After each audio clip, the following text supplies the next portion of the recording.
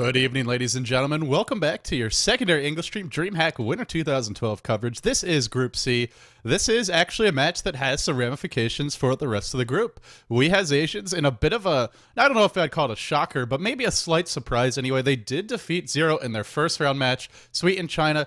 Unfortunately, the predicted result for them, they did get knocked down by Empire, but I gotta say, although they lost the game rather quickly, the first 5-10 minutes, they played really well. They made a few strategic blunders in the mid-game, and Empire, with their veteran poise experience, they pulled away with it.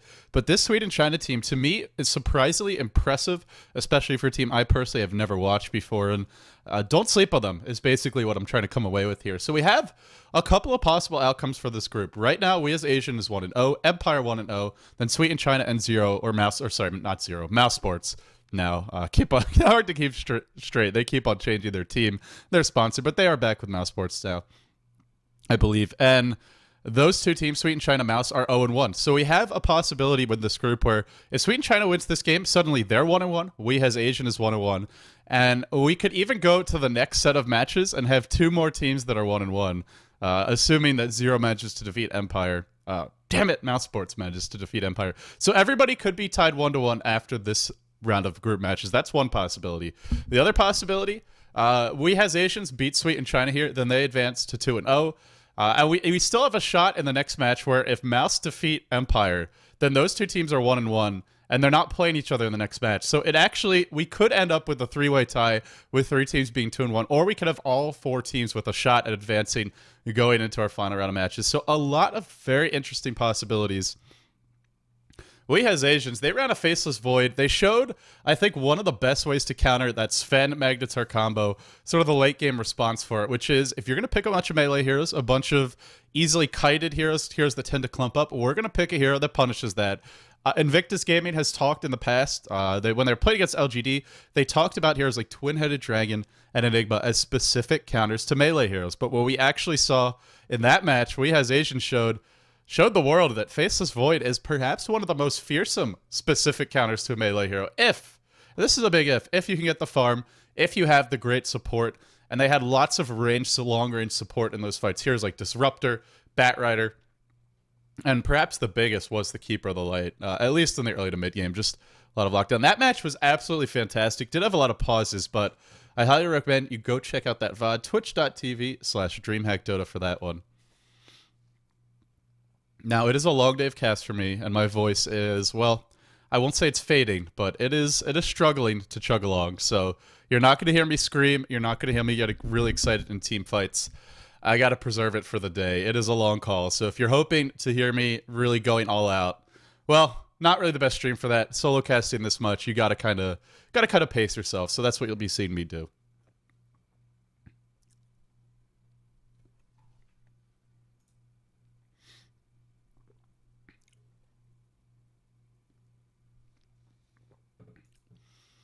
So as far as this draft goes, I was hyping up or talking a lot about the counters to melee heroes. Very wisely, we as Asian will ban out the hero they used to counter the Magnus Fen combo. They ban out the Faceless Void. At the same time, SNC still have a Darkseer. This is, I wouldn't call him a counter to a hero like Sven or Magnus because come mid-game, Sven's going to have a BKB. Magnus tanky enough that he's not going to die to Iron Shell, but it's very annoying in the laning stage. The big thing is the wall and the vacuum, and that is quite obnoxious to deal with. Of course, Sven can deal with the illusions quickly, but his own illusion will hurt quite a bit. And really showing respect for, I mean, not just the counters to melee lineups, but also to any sort of hero that can win a team fight for you. They ban out the Enigma. They don't want to deal with that vacuum black hole combo. Wise, I must say. SNC get their hands on some very potent picks. The Templar Assassin, the Darkseer. I like these picks quite a bit. I think TA, great hero to sort of start getting the ball rolling in your team's favor before Sven gets big. Sven is a scary carry, but generally he's not going to have all his core items, the Treads, the Mask of Madness, the BKB, and then possibly the Armlet as well until that 25-30 minute mark. And TA is ready to start going for kills around that 6 to 8 minute mark. So you have a pretty solid window to create some pressure and also create some space for this squad.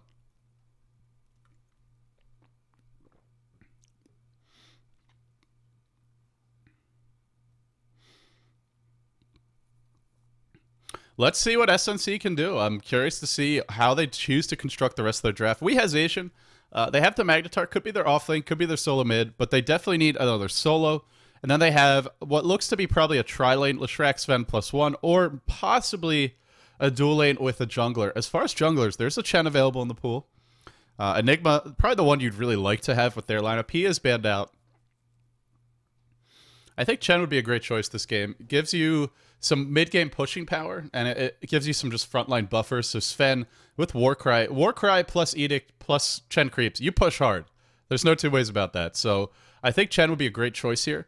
Darkseer, he's a decent anti-pusher, but realistically, he's not going to be able to stop the push by himself.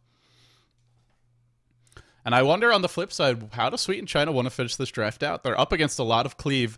You need counters to these melee heroes. You need heroes that can kite them.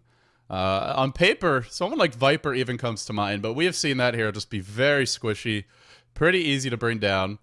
I'm trying to think who else is in the pool. Even the Shadow Demon. This is just one of the really annoying heroes to play against as Sven. Demonic Purge, of course, going through BKB. Disruption onto any target you try to focus. So many tools in his kit, in his box to limit your effectiveness. You know, Crit in Life, you are awesome then. Oh, this is a hero that could have been a good choice. This is a hero that can give the Sven Mag combo quite a bit of troubles. Both with the Hawk to scout out Magnetar, fishing for those skewers, fishing for those big blink reverse polarities. And also, even with the Quillbeast to slow down the Sven, but the big one, of course, is the Roar. We saw this from Xiao 8 in G1 League. The solo mid Beastmaster can do a lot of work versus a melee carry, a hard carry like a Sven. Now I'm not sure if they're really going to have... I mean, I'm really trying to scratch my head here. I feel like they have run quite a bit out of options. I gotta say, We Has Asians really showing that they understand that this Sven Mag combo isn't an auto GG. It's a very strong combo. It can be dealt with. They dealt with it last game, and they're banning the heroes that you want to get rid of if you're going to run it. That, again, begs the question, who is left? I think Lone Druid, probably the biggest one in the pool. The bear can be focused down by a farm Sven, so it's not a guaranteed win, but what he gives you is Entangle, and that is huge in the early to even through the mid game.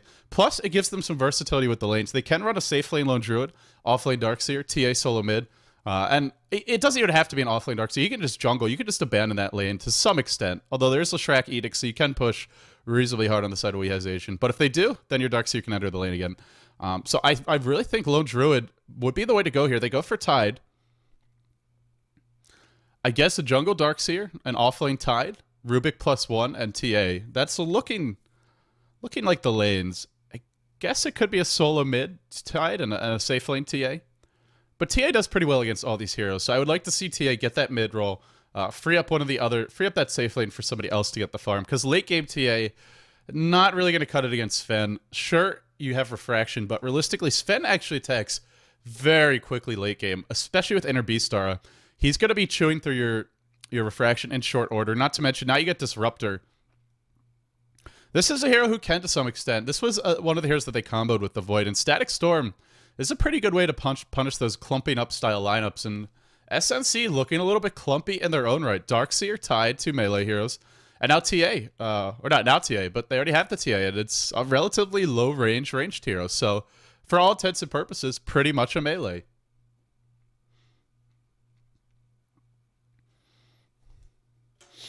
They also... Oh, interesting. They go for the Chaos Knight. This is... this lineup for Sweet and China, they got to do well in the laning stage, because come mid-game, there's... eventually, once that Sven gets a BKB, there's just nothing they can do. I guess a good wall. A good wall could turn things around. But Chaos Knight, not going to be very effective later on in the game against Warcry. Not going to be effective. And again, a lot of heroes... This is another melee. This is another clump-up hero. And... I keep on harping on it because it is the big weakness of a lot of the drafts we're seeing from European teams now. And LGD showed that they know how to punish it over in China. We has Asian draft in a way, in a style that should be able to punish it. And I'm not sure. We'll see. It really comes down to the BKBs. Once Sven has a BKB, he doesn't care about anything Sweet and China throw his way. Unless the TA is really farmed, he's going to be able to tank the Chaos Knight illusions. He'll be able to bring them down quickly with the help of Empower. And that's the beauty of the Sven, Mag, and Beastmaster combo. So many Rs, so many buffs under your carry that he can rush a BKB. He doesn't need damage items. He can go back for them later. This is going to be... I really like the way Weihazation is drafted, and I think it is actually going to be a bit of an uphill climb for Sweet in China. Creatine going solo mid as the TA. Bottle rush for him. As far as the rest of Sweet in China, we have Levexis. It is going to be a tri-lane, not what I expected from the lanes. But he'll be on the Rubik. It looks like he bought the Courier. Krill Crawl, the stand-in for this squad. Apparently their main carry player wasn't able to make it to the event. Was having a bit of a chat with them in the pregame. Really nice guys, by the way. He'll be playing the Chaos Knight. Stout Shield picked up. Great manners from both teams. Fudgy on the Tide Hunter. Sentry Wards for him. And last but not least, we have our safe lane Darkseer. Over on the side of Weihazation, I was told to give a big shout out to Tommy, the guy who, from what I understand, has done some combination of paid for their travel costs and is housing them for the event. Huge shout out to him. This kind of generosity is what makes competitive Dota possible for teams that don't have major sponsors. Weihazation workability attend. It's a real heartwarming story. But we have Cry playing that offlane Beastmaster. Boots first. A little bit worried about the early game ganks. Creatine shouting out to himself. How modest. Tommy crit on the mag, has knocked down the trees. We'll probably see some early mid pulls. This could be a solo mid beat, or Magnetar for them. RMC, Heart Tommy, is going to be playing our Leshrac. He'll probably be the one doing those mid pulls. So it looks like dual lanes for Weihazation. And this is a little bit susceptible to an offensive tri-lane. It's a double melee offensive tri-lane. It's a tied tri-lane. Not really the strongest, but it could work. HHNP going to be handling that Disruptor. And last but not least, we have Unicorn. I believe this was our Faceless Void from last game, I want to say. Or was that Crit? Can't keep them straight right now. I only got to catch the very end of it and only on my cell phone, so I couldn't really read the names. But he'll be playing this event this time around. This is only your group stages. This is only Group C. We still have one more group to go. We still have one more match for this group to go after this one. This group up for in contestment, and I think the most interesting group is the one to follow. Group D, for me, even a little bit more interesting. I think who does it feature? Dignitas, Pulse, and I'm forgetting one of the teams, but that group really looks like anybody could take it. It's going to be pretty exciting. So we have Group D, and then after that, we have three more matches there, plus the one in this group. That's 4 more matches on top of this, and then we move into our quarterfinals. I'll be casting 2 of them. The other 2 will be over at twitch.tv/DreamhackDota. By the way, huge shout out to Toby, Gods, Draskell, 2GD, and the rest of the GD studio. Trent's handling the production pretty smooth. He's had his snafus, so good to see that I'm not the only one who occasionally has those slight little hiccups in the production. But they're doing a fantastic job at the live event, and you guys should be watching their stream, especially in between games. I can only do so much as a solo caster. I can't really provide that constant stream of content, but they are doing it, and you guys should be tuning into that stream in between games. A lot of fun to watch. As far as our lanes go, let's take a look at what's going on bottom. I refuse you. Safe lane Darkseer versus Beastmaster. Actually start top just because I realized I hadn't really checked that lane. Oh, this is cheeky. This is something we normally only see on an off-lane Darkseer. There's a little bit more space in between these 2 towers than there are in between these 2. So it's, in theory, a little bit more dangerous to do this. But in practice should be fine. Mid lane, a huge skewer. Tommy crit pulling Creatine back into his tower. Oh, that damn skewer. Creatine turns around with the refraction. No, actually didn't even use it. I think that was a meld attempt. He could die to a shockwave. He's got to be careful. It's a level 2 shockwave. Oh, ho, ho, ho. Creatine plays it ballsy. Trying to hold on to that. Maybe just trying to wait until the shockwave is actually coming in. That's what you can do as TA, is just once it gets cast refraction as it flies in, and then look with that to basically, it's like a phase shift in a sense, but that's a little bit ballsy. Even on land, this is quite a risky maneuver. Radiant's top tower is under attack. Regeneration. Top lane, the struggles continue for Tommy crit for this Beastmaster, and even the Boar is no match for the Mighty Ion Shell. The Mighty Ion Shell versus the Mighty Boar. The Mighty Boar, not long for this world. Weihazation doing very well in the mid lane, doing reasonably well. Oh, ho, ho, ho, ho. Is there going to be a set of axes? Oh, Danks tries to juke. This might be the first blood. Actually, it's bottom where SNC strike first, but Danks looks to be in a lot of trouble. The axes are going to be here. Danks will fall. Meanwhile, bottom lane, who did we actually lose? We lost our Disruptor. So SNC, they punish. This is the weakness of the dual lanes. Or not a dual lane, because Leshrac's not actually pulling mid, so never mind that. Tri-lane on tri-lane, and with Disruptor and Leshrac and Sven, they actually give up a first blood. Frankly, SNC have some good bursts, but this is a lane that Weihazation should be able to win with proper coordination. You have a much better tri-lane. You've got more AoE, you've got more burst damage overall. And heroes like Chaos Knight aren't that scary until they get some levels. So clearly we as Asia just caught out of position. I think it might have happened while they were trying to do some pulls, and that's one maneuver you can use as an offensive tri-lane, and we see it a lot. When you're able to win those lanes, it's because you go and jack the pull. The supports are separated from the carry. The carry's farming over here, the pull happening over here, and you can just punish them that way. Fnatic EU is the other team in Group D. Yeah, I know that's Toby's favorite to advance out of the group. I'm not convinced, although I haven't seen them much in Dota recently, but when I've cast them in the past, they really have struggled, and when they do well, it's like the Hani show. Hani just plays a great Sand King. Loves Sarash's Blink Dagger before Arcane Boots, but I don't know. It sounds like they've improved a lot, so I'm looking forward to seeing that team. I'll get to cast at least... The nice thing about the way I'm casting is I do get to see at least each team once.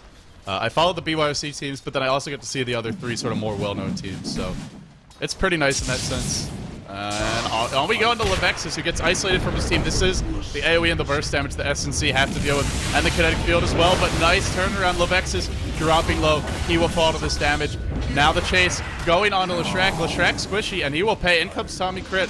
He actually ran his way up the hill using that skewer. Krill Crawl, hoofing it out of there. Who can get away in this situation? Is it a level 3 shockwave? It is. And now the body block from the illusions. Oh boy, Tommy Crit trying to be a baller, but whiffs on the block, and in the end, the Chaos Knight will be able to escape.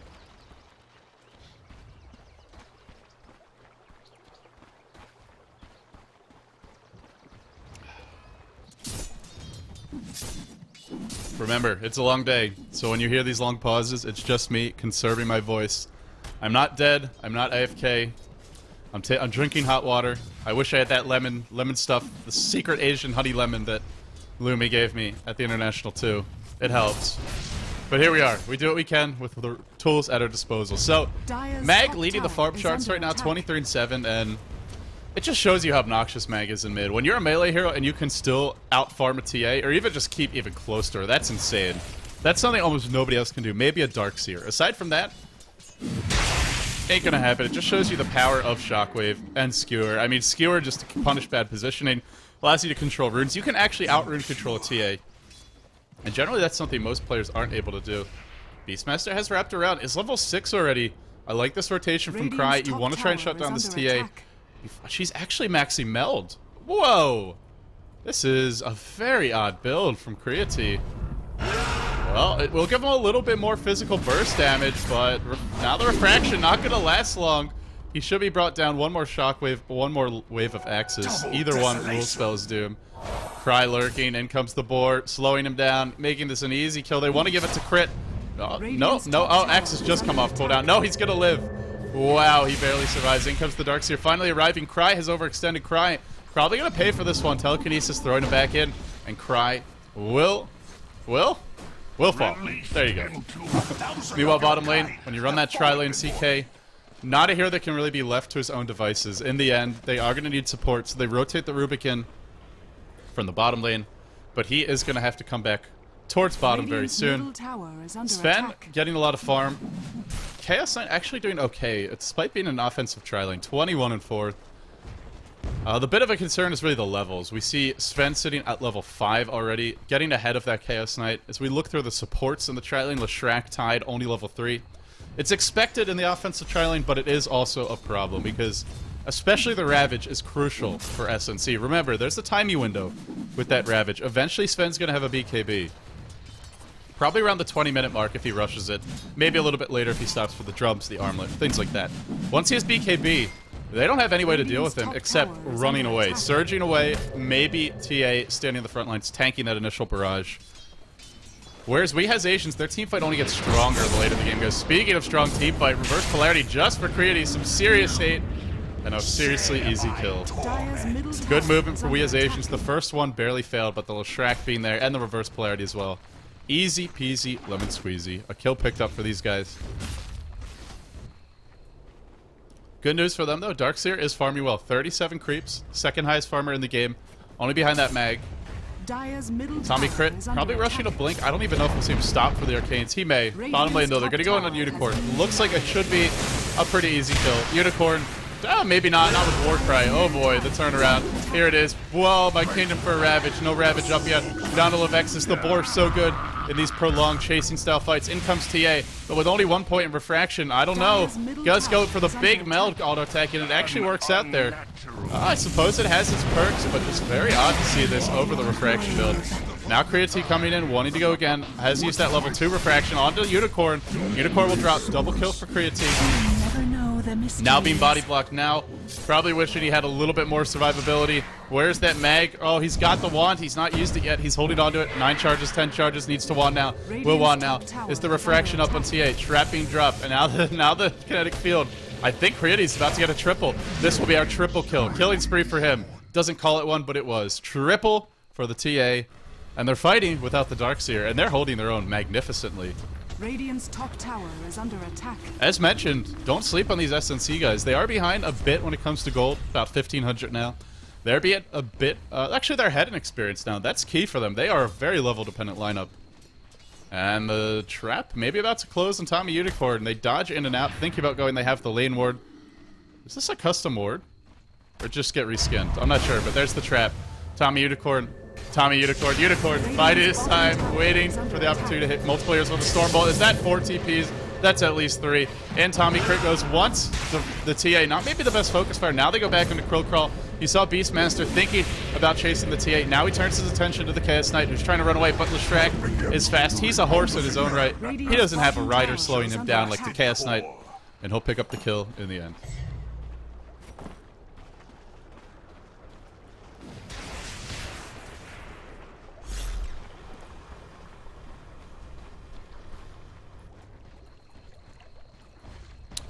Still the concern for SNC. They need Ravage.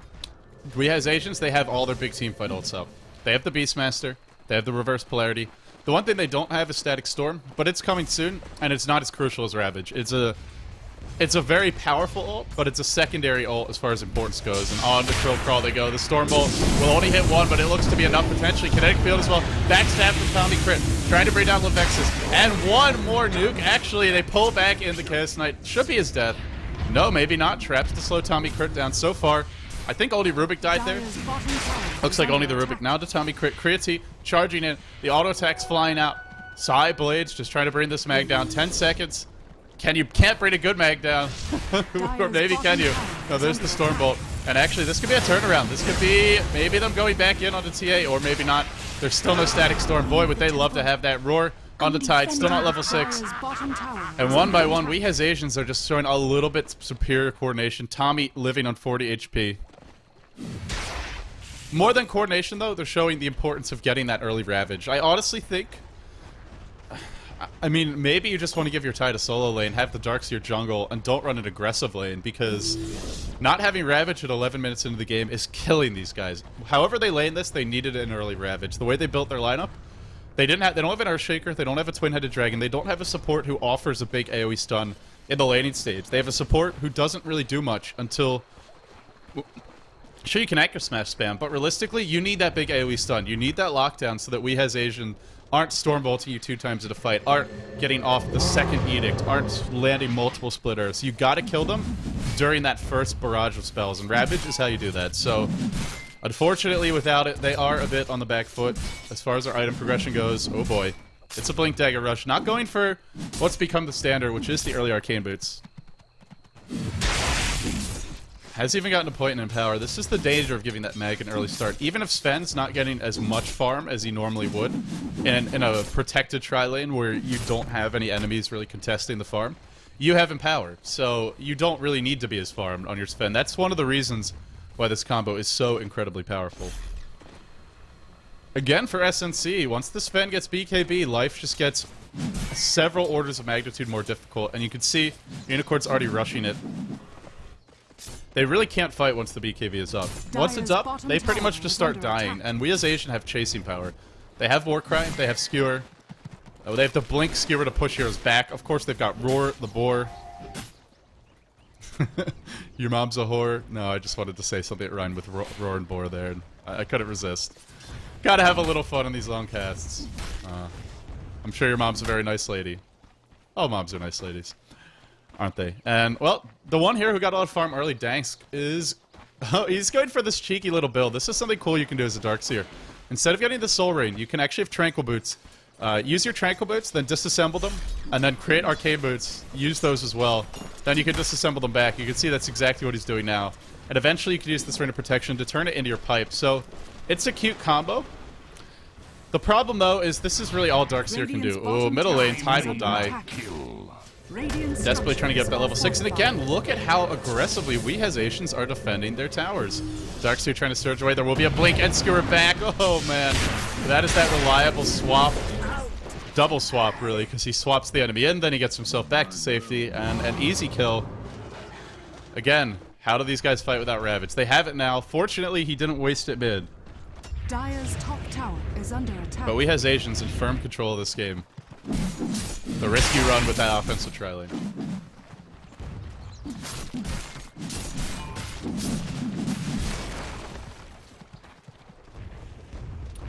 Krill Crawl. Also not getting a whole lot as far as farm goes. I mean, what are the core items for this team? You know, you look at it, it's a Blink Dagger for TA. She's nowhere near that, unless it's on the courier. Nope. Blink Dagger nowhere nearby for her. Oh, RMC trying to juke like a boss. In comes Creatine. He will start tanking the Edict Split Earth. Is going to hit. Doesn't matter. That is some Templar justice for you. But Blink Dagger and TA doesn't win you a fight the way that a BKB on Sven does in this game. The big items that SNC can get, they help. They don't propel you dramatically forward. That is really the big concern for them. And even a Blink on Mag just does a lot more for you, because Mag, not afraid to jump in. TA has to be worried about jumping in into Static Storm, into things like the Kinetic Field, into all the stuns. You blink in, you get roared. It's not necessarily an item that even works this game when you're behind like this, but it's sort of the de facto item. What else do you go for? I suppose she can rush a BKB, but they've got reverse polarity and they've got roar, so it's just a very limited set of options. It really comes down to the draft, SNC, and the way we has Asian construct as well, banning out the specific melee counters. Uh-oh, Tommy, crit. Oh,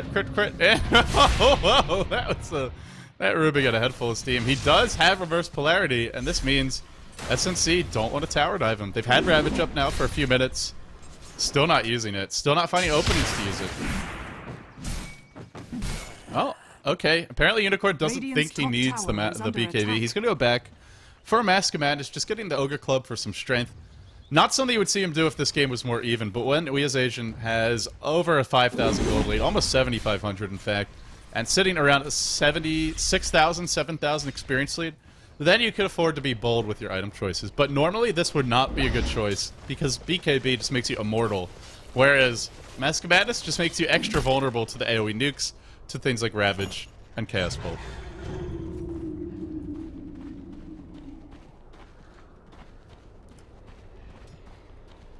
In comes Beastmaster. He's looking to go mid. Arcane Boots picked up by Dansk. This was because the team needed some. They don't really have anyone who farmed. The offensive tri-lane, they're not going to be able to farm Arcane Boots quickly. Whereas the safe lane farmers, they have a much easier time of it. You can see Leshrac. Already Arcane Boots up on him. The only one who doesn't have them is HH and P. They actually smoke in the river. They did deward their side. Dire's top tower is under attack. But the hill could have been warded up here. Looks like they're going to be okay. They safely breach high ground. Now marching forward. Was the Hawks? No, that's a Beastmaster Hawk. I thought for a second Rubik might have stolen it. But he's still got Skewer. If Rubik can steal a big ult, if he can steal the Roar, I think especially the reverse polarity, they have a fighting shot. Even so, like, Stormbolt will still be effective because there is no BKB yet for the Sven. Vacuum just to kill off the Hawk. That is some serious hate onto this bird of the winds. There are non-windy birds. The flamingos.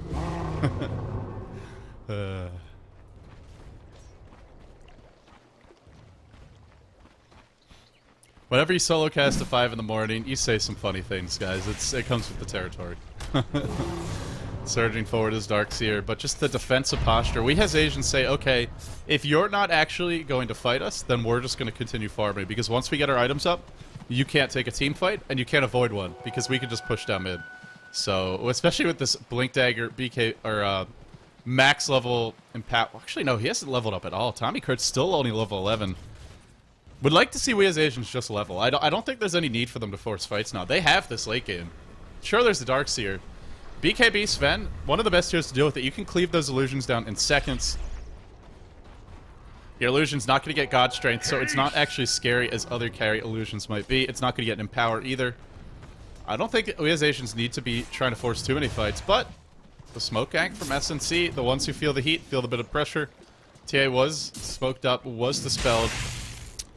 At the smoke gank over, it feels like SNC just not really sure exactly how to play this one. Sort of, that was one of those games, and if any of you have played amateur competitive level play, you'll know what it's like. It's, well, we don't really know what to do right now, so we're going to go for smoke gank and hope that it works. Because, realistically, that was probably not going to work anyway, but they just didn't feel like they had many other options. They knew they were being out-farmed.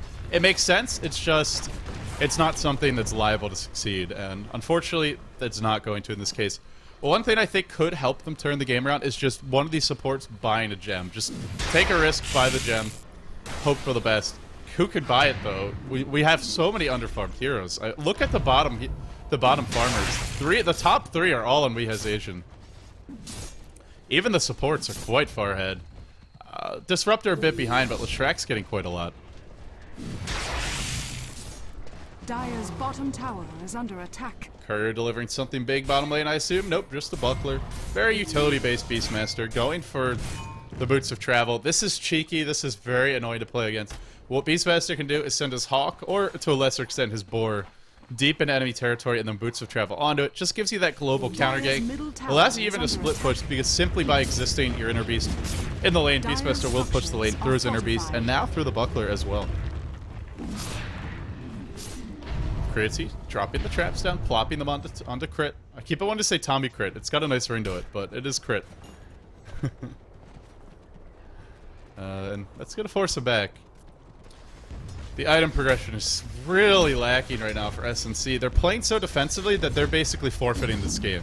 The chances of them coming back when they don't farm like this, virtually no. We saw them try to break out of the contain, try to go for the smoke gang earlier.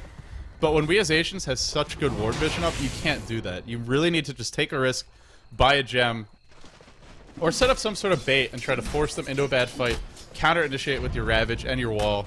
Another issue for them, they don't actually have the wall yet. They've got 4 points in Surge on the Darkseer, 4 in Vacuum. Unfortunately, he needs the max Vacuum and he needs the wall right now. Without it, just not going to look too good. And Tommy Crit's looking to go? Nope. But there's always that threat with Magnus, just perched there on the high ground across the river. At any moment, can blink skewer one of your heroes into the team. And they will drop rather quickly, especially with the double damage rune in the inventory. He will use it now. He may actually do more damage than Sven for this time being, especially with the DD up. Depends who gets some power. SNC, they really need to level more. Even TA, just no max refraction at 21 minutes in. This is not what you'd like to see. Also, the skill build is requiring her to get more levels. Meld is nice, but at this point in the game, you need a bit more. And we as Asian are just saying, yes, please come and fight us. We would love to reverse polarity your entire team. Split Earth. We'll hit him. Kill crawl. Blinking forward. Reverse polarity on 3. Oh, no. This is a bit of a disaster for SNC. 3 heroes in a matter of seconds. On to Levex's. He should fall next. Mass Command is Sven. Giving chase. You ain't running from this one. Triple for Tommy Crit. And that's your Blink Magnus play for you. Just, unless you have something like a Faceless Void that can counter-initiate, you're all going to die. Creatine next in line. It's going to be a team wipe. SNC looked good in their first game against Empire. This game feels like it really came down to the draft. Really came down to the lane decisions of We Has Asians. Giving away Magnus, and even something like the late Beastmaster, which is really costly. Such a good way to deal with what SNC brought to the table. And you know, we do see the weakness of a pick like Darkseer doesn't contribute the way that a Magnus does at the level 6. Mark really doesn't contribute until 11, 12, and even then, oh, nice dodge there of the Chaos Bolt. BK base to disjoint that one. Well, not to disjoint it, but just so it doesn't affect him. Now the Rack's taking some damage. It looks like We As Asians gonna back off for the moment. Do they have a Roar? Roar cooling down. It's up soon. I think what they may do here, smoke and then go right back in. Or go for Roche. They have the tier 2 mid. They really could do so.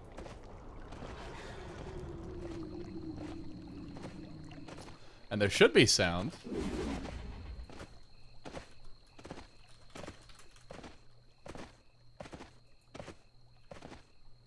Well, someone's saying there's not sound, but I believe there should be. If there's not, let me know, but hopefully I haven't been talking to myself this whole time. My mic is unmuted.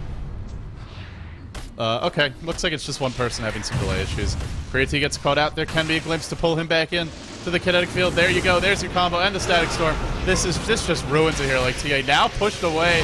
Where's that reverse polarity? It just cooled down. Stormbolt hitting 3 and the Ravage. I think that's our first Ravage of the game. Oh boy, that is just not enough. Real crawl next in line. The stand-in will be brought down. The armlet, even if he toggles, ain't gonna matter with Edict burning you down. Blinky forward is the Magnus.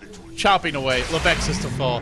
Mega kill. This one, all but over. Just don't see any options for SNC at this point. They don't have the team fight advantage. They don't have the late game advantage. Whoa, he has Asian smoke to move a few feet forward. Maybe looking for that final kill on TA. Now the Chrysalis for Sven and a BKB, which he had in the last fight. Didn't specifically mention it, but he did use it there. And now a Ghost Scepter, maybe an Ethereal Blade Magnus is coming out. This is a reasonably smart item because the only thing that's killing you is going to be a TA and a Chaos Knight. Aside from that, you're not dying, so it makes sense. Could also turn it into Ethereal Blade for some cute combos with Leshrac, with Disruptor. We as Asians really impressing me with their draft. For me, that was the main thing in this game. They've played well, they've executed well in the game itself. But the draft was just so well constructed and so solid that I felt like SNC never had a chance. Even from the first, after the first 3 or 4 picks, after that initial set of bans, it just felt like they were backed into a corner, baited into a TA pick, which actually didn't fit this game. It didn't fit as a counter to what we as Asians want to do. In fact, it's what we as Asians wanted, was a hero that can be locked down, that tends to group up with the team. And they also laned this one well. They played well in other aspects, but just the strategy, especially, and the coordination was, I think, what's separating we as Asians from some of their competition here today. Now sitting poised to be 2-0 in this group, and you know, at least having an inch outside of second place, if not a strong shot to advance. Dire's bottom tower has fallen. It may be Mouse who go home. It depends what happens in that Empire match. Big wraparound gank. This is Bottom tower. This is some old school complexity style big smoke ganks. Will it work though? All in says Creatine. They gotta know something's up. And they'll go. Chaos Knight to start this one off. They even have Ravage. It's still cooling down for 20 seconds. And there's Sven. And there's Cleave. And there's nothing but death in his wake. 4 heroes dead. Glimpsing back the Darksteer. That's gonna be your team wipe. That is gonna be the end of the line for SNC. With this loss, they are out of the running, I believe. No way for them to advance. As far as I know, I think this knocks them out for sure. Really entertaining matches, though. We as Asians looking strong. They advanced to 2-0 in the group. Love to see these up-and-coming teams like SNC who, you know, show some moments of, you know, good picking, good decision-making. I think their most impressive moment so far was that early first 8 to 10 minutes against Empire, but even since then. This game came down mostly to the strategic decision-making of we as Asians. But still, good play from we as Asians. They'll be 2-0.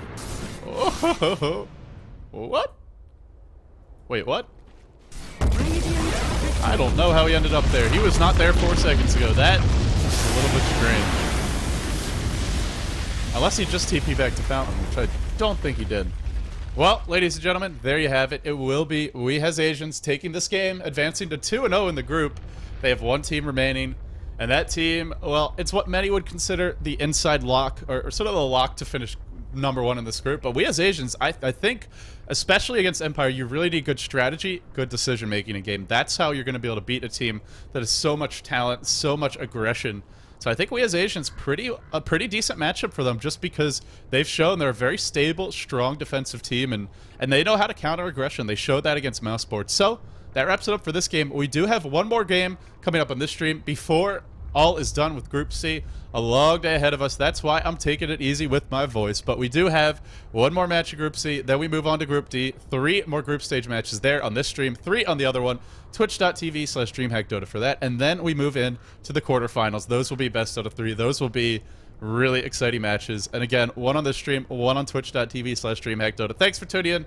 I'm LD, Facebook, Twitter, YouTube.com/LDDota. We'll be back in a little bit with our final match of group stage action for group number C. Group letter C. There you go.